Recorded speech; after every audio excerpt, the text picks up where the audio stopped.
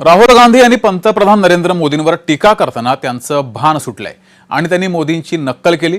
परदेश दौऱ्यावर असताना मोदी जागतिक नेत्यांना सतत मिठी मारतात आणि ते कशी मिठी मारतात हे दाखवण्यासाठी राहुल गांधी यांनी काँग्रेस नेते संदीप दीक्षित यांना करकचून मिठी मारली। मग संदीप दीक्षित म्हणाले, तुम्ही इटलीच्या पंतप्रधान मेलोनी यांच्याबद्दल बोलताय का? त्यावर राहुल गांधी म्हणाले, मी तर त्या विषयाला हातही घातलेला नाही। मुळात आपल्या पंतप्रधानांवर इतक्या पोरकटपणे टीका करणं चुकीचं आहे। त्यात भर म्हणजे एका मित्र राष्ट्राच्या पंतप्रधानाला सुद्धा राहुल गांधी यांनी त्यामध्ये ओढलंय। यावरून त्यांच्यावर सर्व स्तरातून टीका होतीये। म्हणूनच तुम्ही कधी पंतप्रधान बनू शकत नाही अशी टीका भाजपाने केली आहे।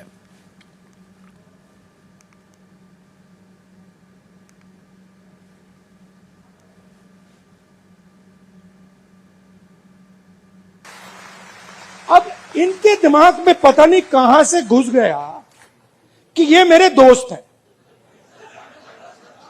वो गले लगने लग गए। थोड़ी देर बाद हो जाता है कि भैया ये मेरा दोस्त है, गले लग लिए 3 बार, दोस्त होगा। वो पीछे पकड़ लिया उन्होंने। हाँ, वो 2 मिनट में देखो, ये सोच रहे कि मेरे बड़े फ्रेंड हैं, है ना? ये सोचे मेरे बड़े फ्रेंड हैं। ये मैं अपने आप को इनका फ्रेंड नहीं मानता हूं, तो ये आ रहे गले मिलने, मैं आ रहा हूं गला पकड़ने। और मैं आपको बता रहा हूं, नरेंद्र मोदी को 2 मिनट में लपेट लिया। और आप बिलीव नहीं कर सकते इनके साथ हुआ क्या।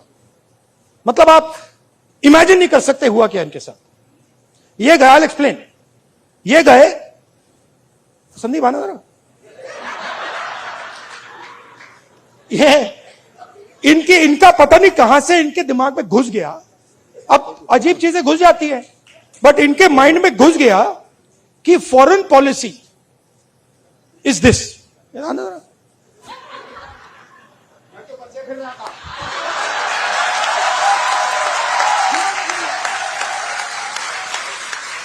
अब पता नहीं किसने डाला, कहां से घुसा कि भाई फॉरेन पॉलिसी का मतलब imagine the ignorance foreign policy. एक चीज पूछ सकता हूं? हाँ, मेलनी समझ के तो नहीं पकड़ा था?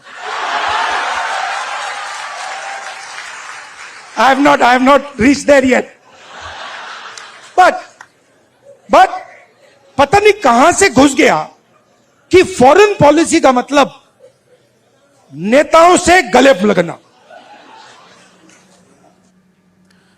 तर राहुल गांधी यांच्या या टीकेला मुख्यमंत्री देवेंद्र फडणवीस यांनी कसं उत्तर दिलंय ते पाहूयात। श्री राहुल गांधी यांनी जो छिछोरेपणा केला तो कुठल्याही परिस्थितीत अशोभनीय अशा प्रकारचा आहे। ज्या प्रकारे देशाच्या प्रधानमंत्र्याचा तर अपमान केलाच, पण त्याच वेळी इटलीच्या महिला राष्ट्रप्रमुखाचा इतक्या खालच्या दर्जाला जाऊन त्यांनी जो अपमान केला, या देशामध्ये अशी छिछोरगिरी यापूर्वी कुठल्याही नेत्याने केली नव्हती। गल्लीतले नेते देखील अशा पद्धतीने वागत नाही। खरं म्हणजे माझं तर असं मत आहे की राहुल गांधी आणि संदीप दीक्षित यांनी राष्ट्राची माफी मागितली पाहिजे। तर असला पोरकटपणा करण्याची राहुल गांधी यांची काल पहिलीच वेळ नव्हती। याआधी त्यांनी असले प्रकार केले आहेत। 2018 मध्ये मोहम्मद की दुकान मुद्दा मांडताना त्यांनी समोर बसलेल्या पंतप्रधान मोदींना मिठी मारली होती। त्यांच्या या कृत्यानं पंतप्रधान सुद्धा आश्चर्यचकित झाले होते आणि नंतर अनेकांकडून टीका झाली होती। त्यानंतर संसदेमध्येच त्यांनी काँग्रेसच्या एका खासदाराला डोळा मारला होता, त्यावरून सुद्धा बरीच टीका झाली होती। मुद्दा केवळ राहुल गांधी यांच्या बालिशपणाचा नाहीये। संसद असो किंवा पंतप्रधान पद ही देशाच्या प्रतिष्ठेची प्रतीकं आहेत। त्यांच्याबद्दल बोलताना भान बाळगूनच बोललं पाहिजे अशी आमची स्पष्ट भूमिका आहे।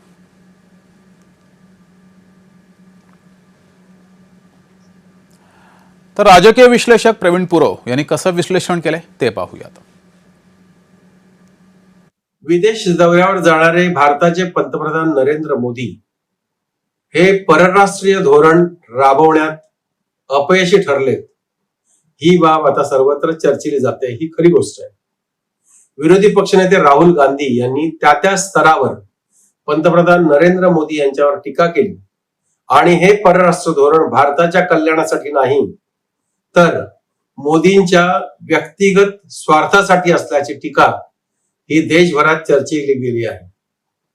तथापि विरोधी पक्षनेते राहुल गांधी यांनी ही टीका करत असताना दिल्लीतील एका कार्यक्रमामध्ये राजीव दीक्षित यांना झप्पे देत त्यांना मिठी मारत या पद्धतीचं धोरण भारताला उपयोगाचं नाही असं सांगण्याचा जो प्रयत्न केला तो हास्यास्पदच नक्की होता. नरेंद्र मोदी यांचं परराष्ट्र धोरण जरी चुकीचं असलं तर ते कसं चुकीचं आहे ते शाब्दिक स्तरावर जाहीर सभांमधून राहुल गांधी यांना मांडता आलं असतं. त्यांचा तो अधिकार आहे, विरोधी पक्ष नेते म्हणून त्यांचा तो निश्चितच अधिकार आहे. परंतु अशा पद्धतीने झप्पी देत मोदींवर टीका करणं हे विरोधी पक्ष नेते म्हणून राहुल गांधी यांच्यासाठी ते हास्यास्पदच आहे. आणि म्हणून सत्ताधारी जेव्हा टीका करतात या टीकेपासून आपल्याला दूर करण्यासाठी राहुल गांधी यांना अशा प्रकारची टीका थांबवावी लागेल. नरेंद्र मोदी यांच्या परराष्ट्र धोरणाच्या संदर्भात त्यांना टीका करता येऊ शकते, पण तो हा मार्ग नव्हता.